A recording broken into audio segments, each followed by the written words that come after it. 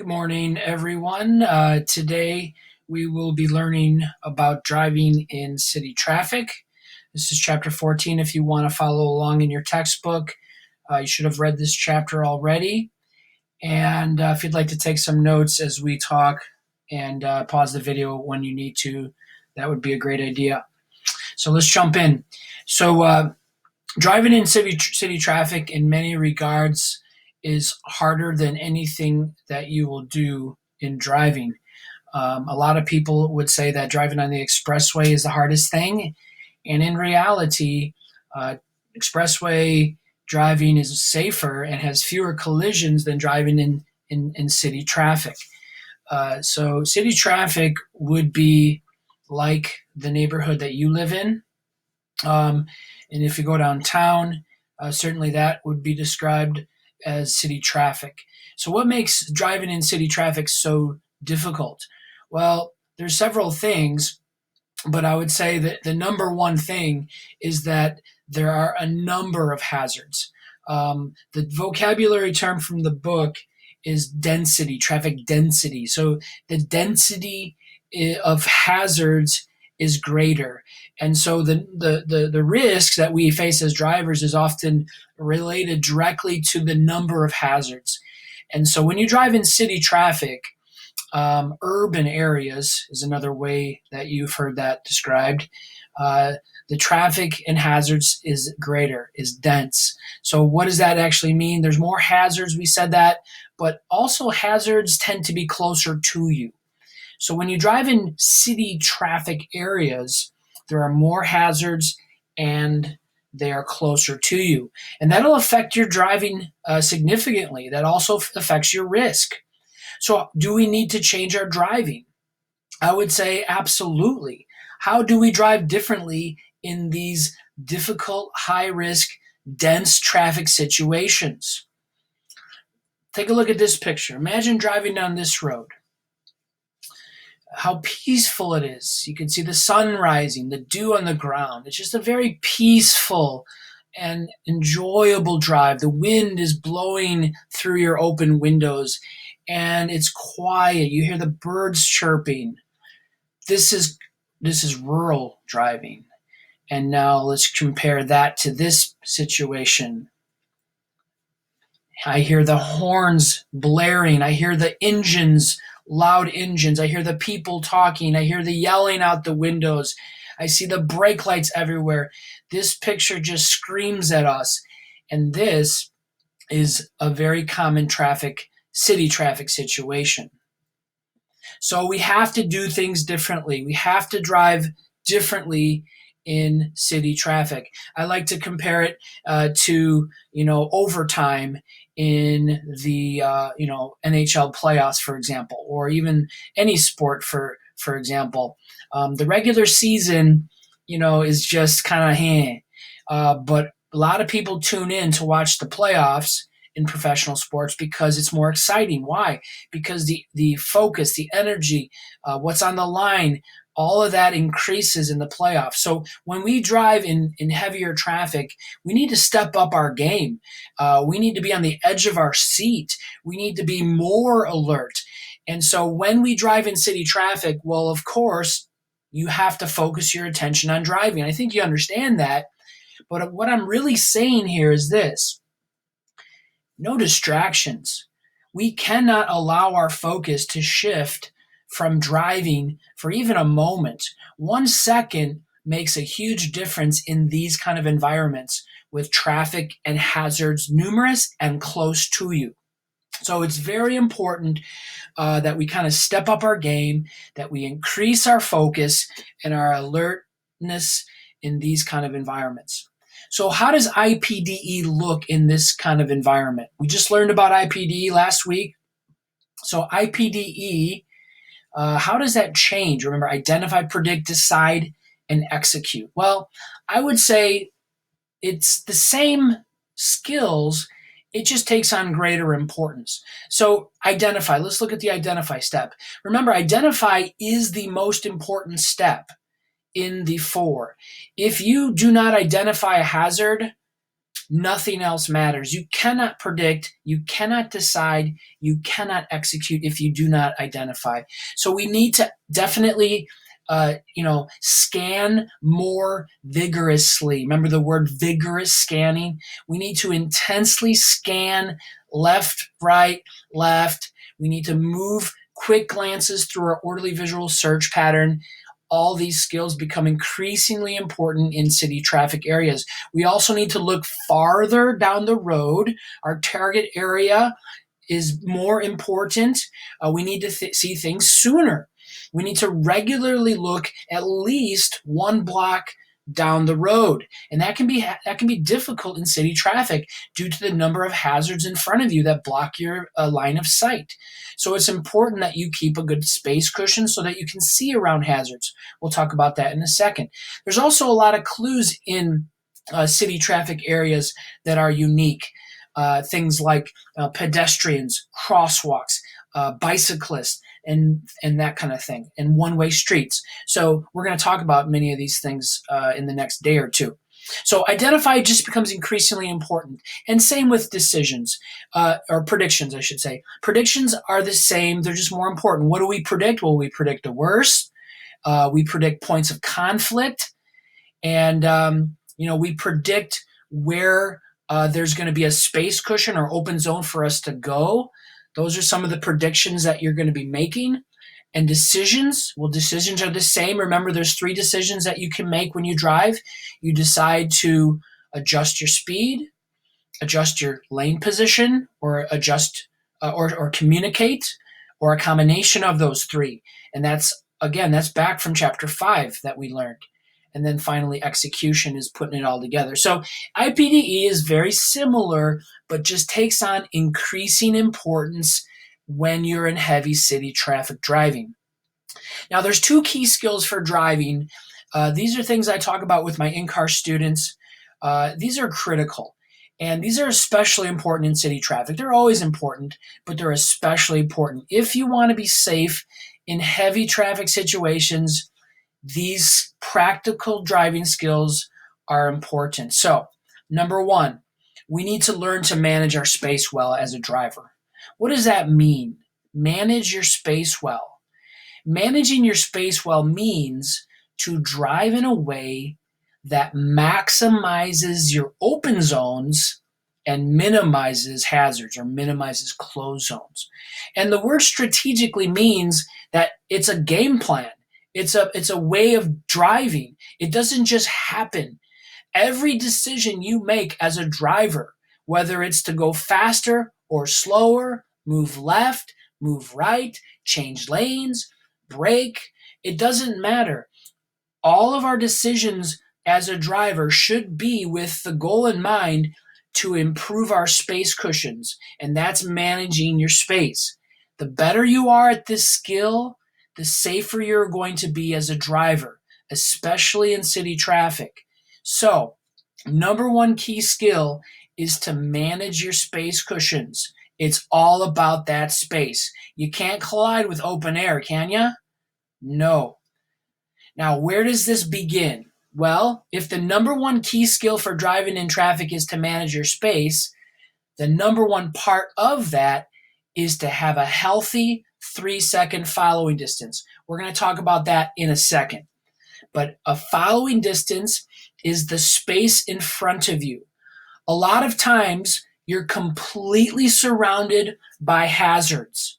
Your rear zone's closed, your right zone's closed, your left zone's closed.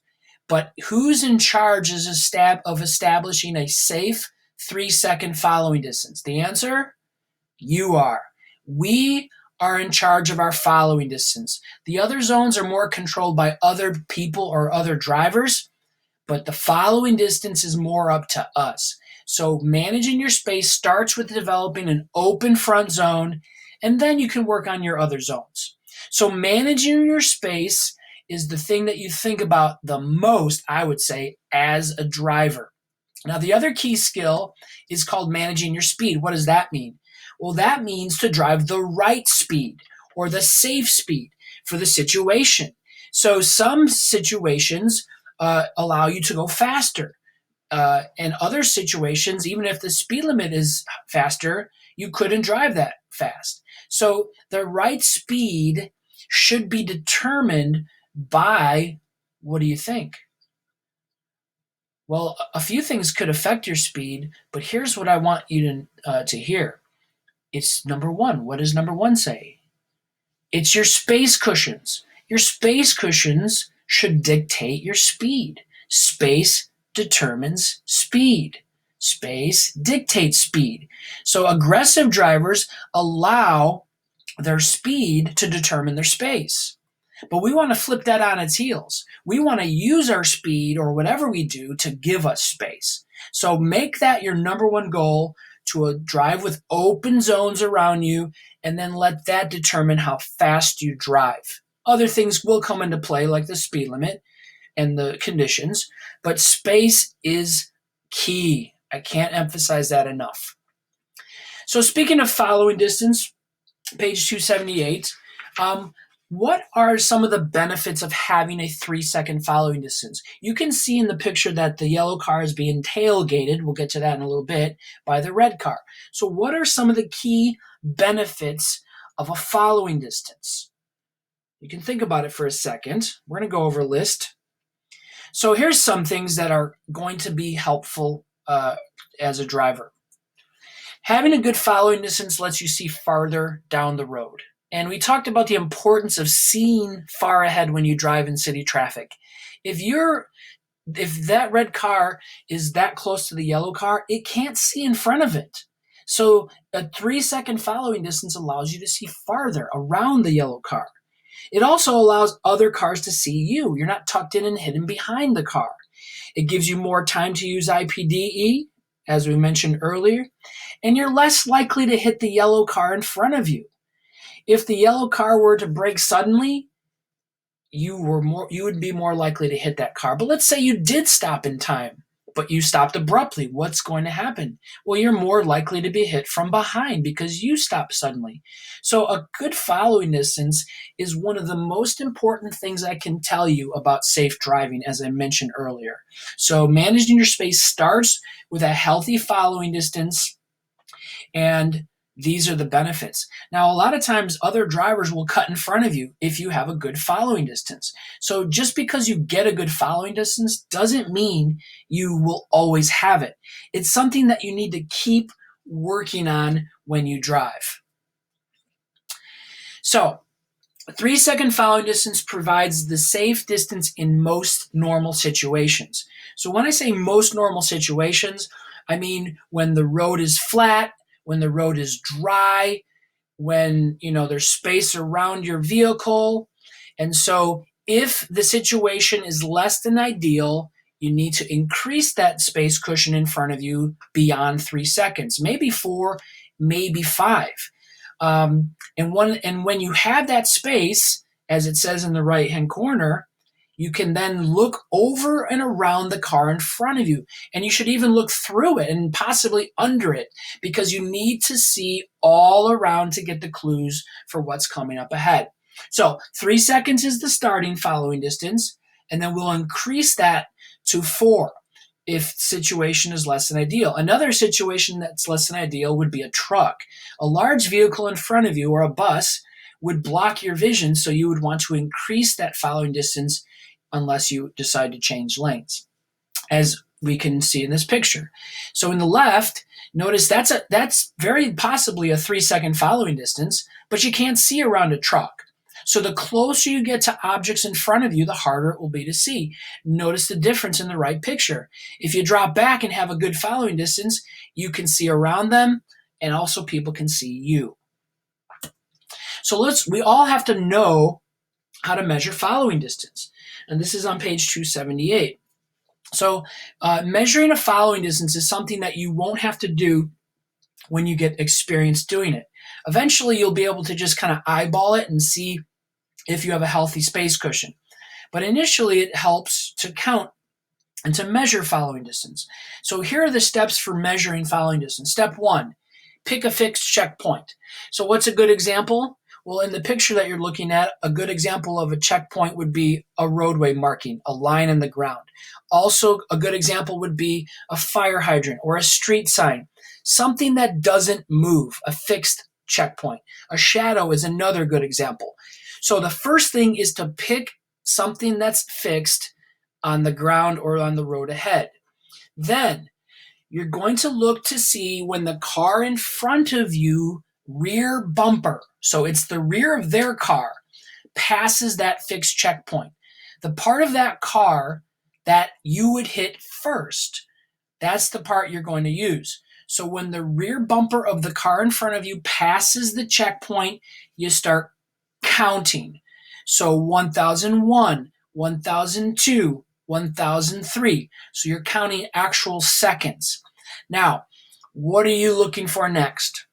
You're looking for the part of your car that would hit the back of their car to pass the checkpoint. So you start counting 1001, 1002, 1003, and if the front bumper of your car does not get to the checkpoint before 3, how's your following distance? It's good. Now, if you get to that checkpoint, say 1.5 seconds, what do? You're too close. So, improve your following distance. What do you do if you're too close to the car in front of you? Take your foot off the gas. Coast. You'll drop back really quickly and then resume your following distance and with your flow of traffic. Now, as you drive in traffic, in city traffic, we're going to talk about some key things that happen in city traffic, things we need to be alert for, things we need to be ready for. And the first thing I want to say is, and we learned this in chapter 10, but most collisions occur in intersections. So one of the things you're always scanning far ahead for is you're looking for clues for when intersections are coming, because intersections are places where there's pedestrians, is also where traffic might slow or stop.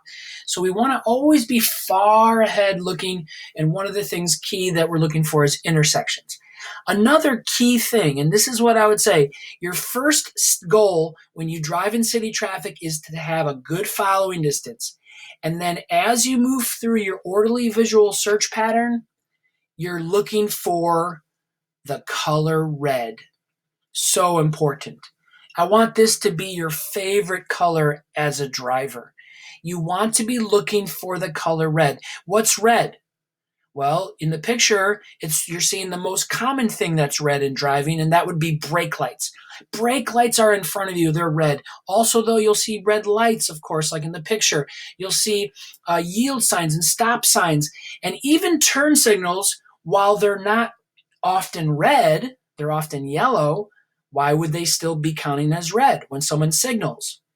Because when someone signals, they then will slow to turn.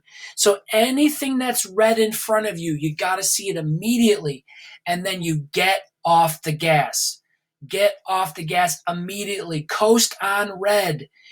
Very, very important. If you have a healthy following distance in front of you and you coast on red, you are going to be able to stop smoothly if you have to stop.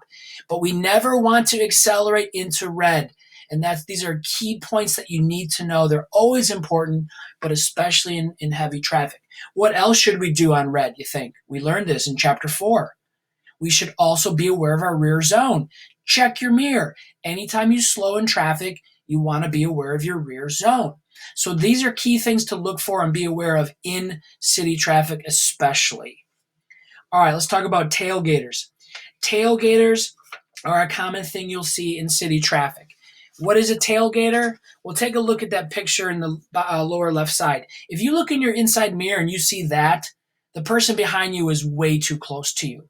That's a dangerous situation. If you stop suddenly for any reason, which hopefully you don't, you may be hit from behind. So it's important that you recognize that. How would you recognize a tailgater? Well, you need to be aware of your rear zone. Remember, short, regular glances in your mirrors is key. But if you are being tailgated, it is a risk situation. So what can we do? How do we manage this kind of situation? Well, you can look at the picture on the right and see one example. The yellow car has moved to lane position 3 to the right edge of their lane. Now car B can see in front of the yellow car. And so that's one thing. But here's some other things you should do. And the first thing you should do if you're being tailgated is to increase your following distance. You want to increase the distance with the car in front of you. Now, I'm having a hard time understanding how that helps you. Can you guys think of something? Well, if you have more space and time in front of you, that will give you more time to slow. It'll give you the ability to slow more gradually, and then the car behind you that's tailgating you will also be able to slow more gradually. Okay? So that's really important. Here are some other things that you could do. You can move slightly to the right, as we mentioned. It's also helpful to signal early. So more than 100 feet, that's our normal 100 feet. But I would increase that if you're being tailgated. And flash your brake lights. Gently touch on the brakes. Don't push them hard, because that's called brake checking, and that's actually a bad thing to do. That incites road rage sometimes. So flash your brake lights just to tell the car behind you that you are in fact slowing. And in an extreme situation, you could even change lanes if you had to, or make a turn, okay? So just don't get angry, and don't use this situation as an excuse for road rage. It's not worth it. Another thing you'll see in city traffic is someone who crosses that center line of the street, as you see in the picture. This is a high-risk situation. If someone crosses the center line of the road, it could result in a high-risk head-on collision. So this is something you want to be aware of. Which direction is your escape path in this situation? Well, generally speaking, your escape path is always to the right. So you want to move to the right slightly. You don't want to oversteer and lose control of your car, so you can't panic. You have to stay in control of the car, but you do need to react quickly and swerve generally to the right. Now, if you have time, you can use your horn. And this would not be your nice horn, honk, honk, honk, honk, honk, okay? This would be your blaring horn. So this is an emergency, so you lay on this horn intensely. You could flash your high beams if you have enough time. We'll talk about how to do that in the car. But the bottom line is you need to get out of the path of a head-on collision. And so this is a possibility in some high traffic situations, because some city traffic streets do not have medians that block you from oncoming traffic. Okay? All right, let's move on to chapter 14.3 now. Another common thing that we'll see in city traffic is stale green lights. Now, we learned about stale green lights in chapter 10, but this is a big collision risk for young drivers especially. Remember, a stale green light is a light that is green the first time you look at it, and that's the prediction you should make, is it's going to turn yellow. Now, as we approach a stale green light, remember, we need to be prepared for it to change. And don't just react to it changing yellow. That's what gets people in trouble. I think you're more likely to make the wrong decision if you just react to it.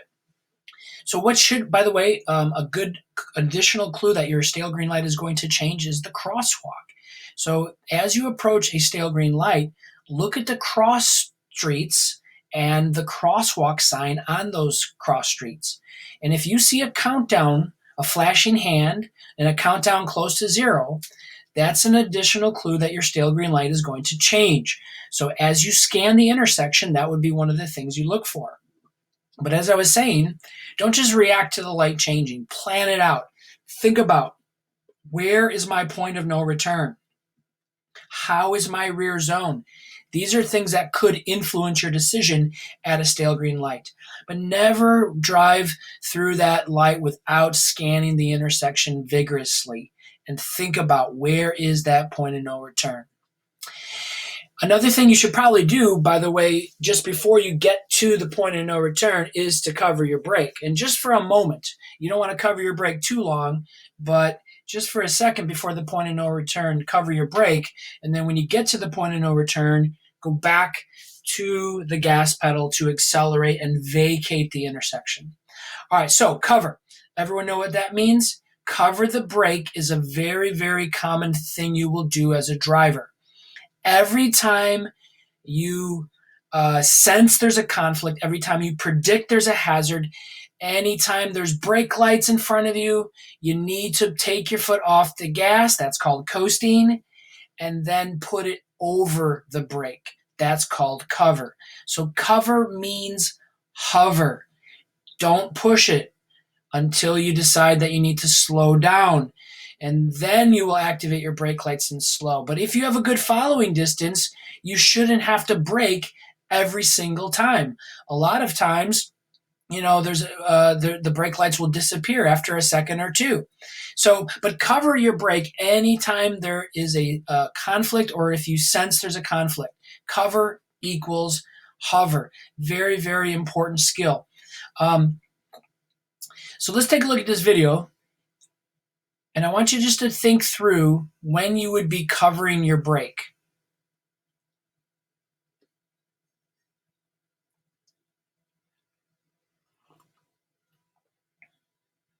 Also add when you would be applying the brake.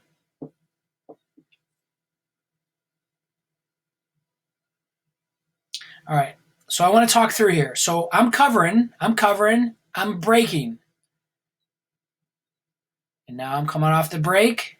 I'm giving a little gas. Now I'm covering, I'm braking.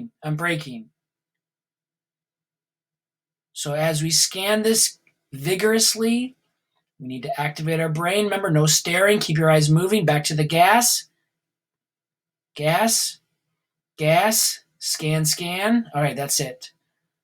Cover, cover, cover, brake. Now back. Okay, so that's just an example of when you would cover and then go the next step of actually using the brake. So covering is one step closer to using the brake. And so that's why it's important to cover the brake whenever you sense a hazard. Now, when you cover, do not push the brake, though, unless you need to slow down. Riding the brake or pushing the brake too much is a bad skill. It confuses people. You don't want to over brake. And can you think about that for a second? Why don't you want to over brake or ride the brake, which means to actually leave your foot on the brake, which keeps your brake lights always on? What's the problem with that? Well, there's multiple problems with that. The bullet list there says a couple of them. They heat up and work less. That's called brake fade. We'll learn about that later in the semester. Your brakes will wear down faster, so you'll have to have more brake jobs, and they just won't work as well. But in this context, we're talking about if your brakes are always on, people won't know when you really mean it. When your brakes, when you really are slowing, you want people to know it. So how do you think people actually ride with their brakes? If you're pushing the gas, how do you also push the brake at the same time? Well, the answer is they're using 2 feet. And so we're going to learn driving with 1 foot, your right foot, and your right foot will pivot back and forth between the 2 pedals. So keep your left foot out of the way and certainly don't keep it on the brake. All right, so that's what you'll see if someone's riding their brakes. Their brakes will always be on.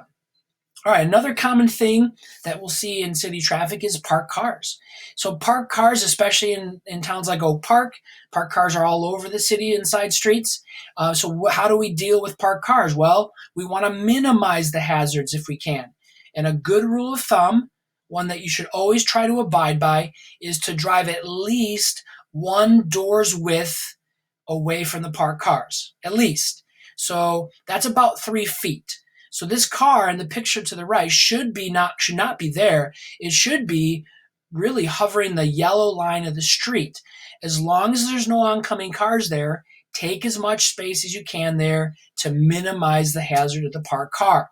But look for clues in parked cars as you approach them. Look for brake lights. Look for a head inside the window. Look for the wheels turned. Look for exhaust smoke coming out the tailpipe. These are clues that the car is occupied.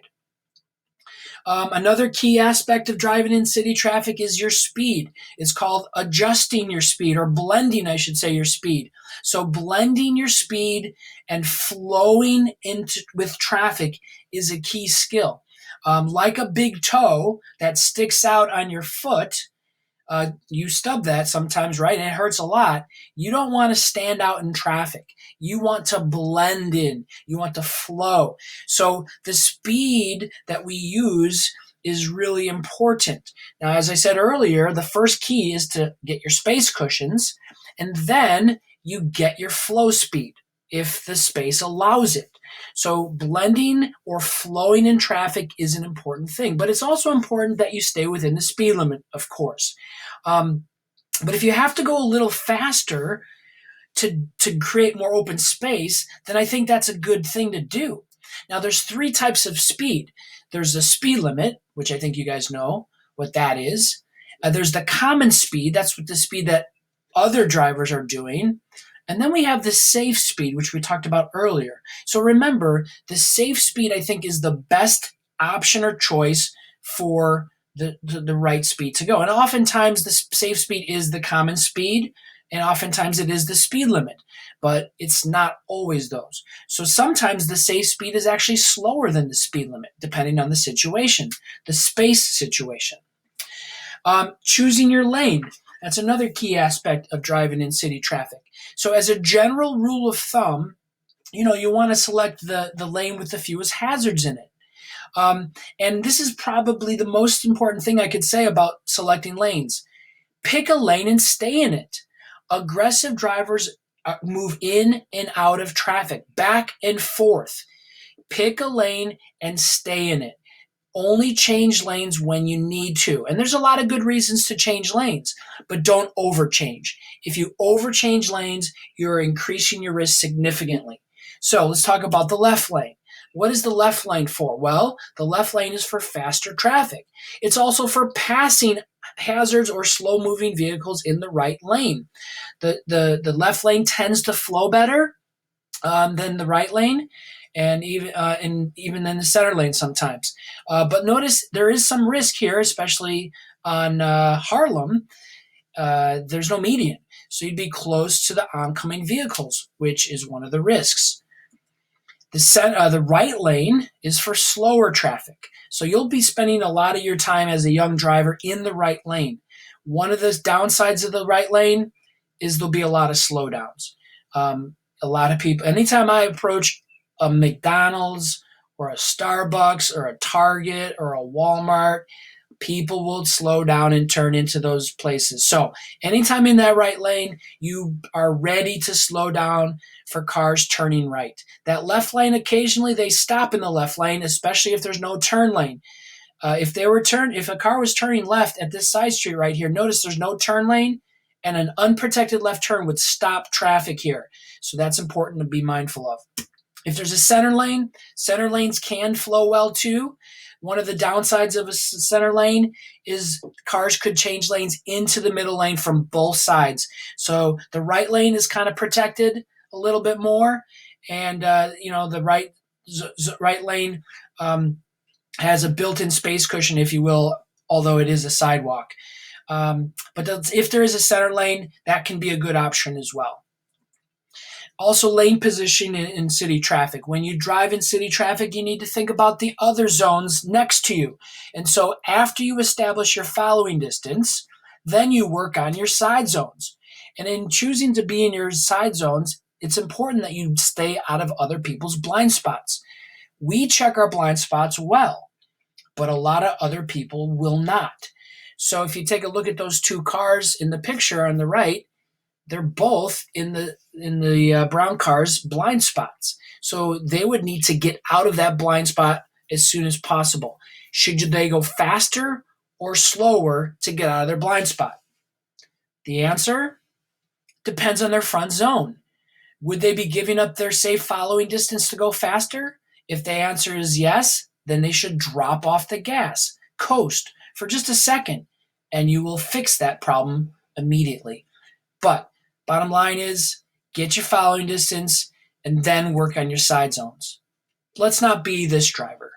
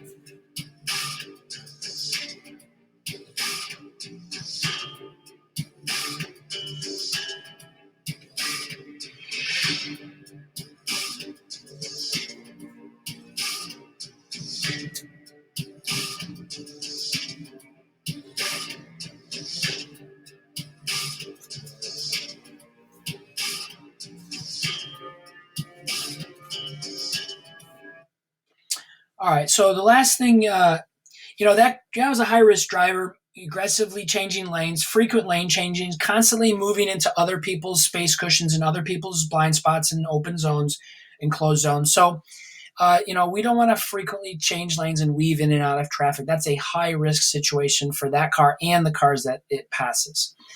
All right, the last thing in chapter 14.3 is talks about passing or I guess changing lanes. This is true too. So just remember, if there's a double solid yellow line, you can't pass. You can't cross a double solid line except to avoid a hazard or turn left. And remember, it is illegal to change lanes near or pass near an intersection, and specifically it's within 100 feet of an intersection, and it's obviously not safe to do so, so that's why it is illegal. Okay, all right, let's move on to chapter 14.4. All right, the last part of this chapter mostly discusses driving on one-way streets.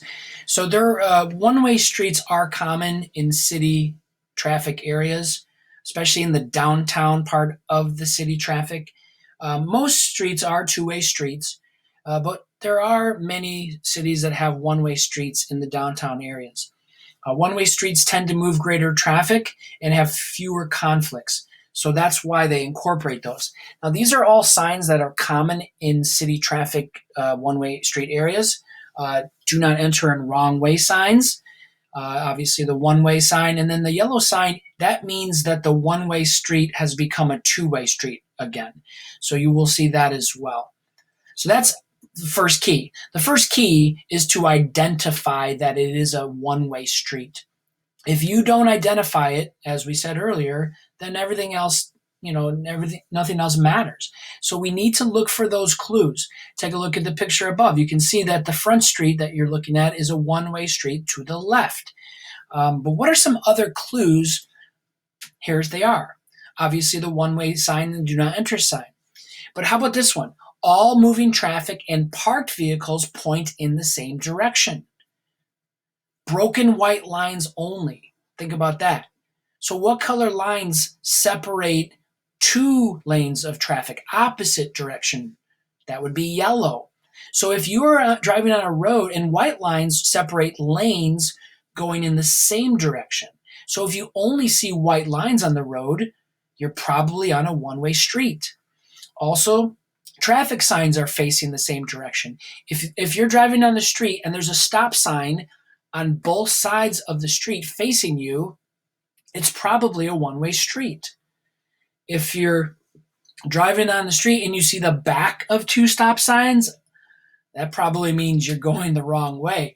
And that's the last bullet. If you're driving on a one-way street, or if you're driving on a street and someone's driving head-on towards you, that means you're probably on a one-way street. So find out quickly if you're going the wrong way or if they're going the right way. So what are the clues that you would identify in this picture that it's a one-way street? I see 3. It says, two clues, but I see a third. I see the 2 stop signs facing the same direction. I see the one-way street, and then I see the parked cars on both sides of the street facing the same direction. So identifying a one-way street is key. Now let's talk about entering and leaving one-way streets. Now the same rule applies that we learned in chapter 4 about turns. from the right to the right, from the left to the left. So when you're making left turns, you want to position your vehicle in the nearest left lane, or maybe farthest left lane would have been a better way to say that. So take a look at the left picture. The white truck is on a one-way street and it's turning left onto a one-way street. So the legal turn here is to turn from the farthest left lane into the nearest left lane. Notice in the right picture, the car is turning from a one-way to a two-way street. So in that situation, the yellow car would be in the farthest left lane, but because it's entering a two-way, it has to go across the yellow line and then turn into the nearest left lane. All right, now right turns, again, from the right to the right. So in the left picture, the blue car would be in the farthest right lane, and there could potentially be a row of parked cars over there. So if that was a row of parked cars, then it would turn from the middle lane. So the blue car would turn from the farthest right lane into the nearest right lane. That's the legal lane. Now, there are exceptions to that rule, but generally speaking, that's what you want to do. And that would be the same if you're entering a two-way as well, because you would always turn into the nearest right lane on a two-way too.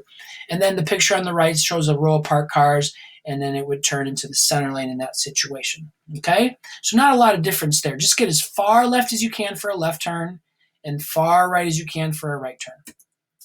Now, the other thing that is a concern in downtown areas, especially with one-way streets, is wrong-way drivers, which we kind of addressed earlier a little bit with someone crossing the center line.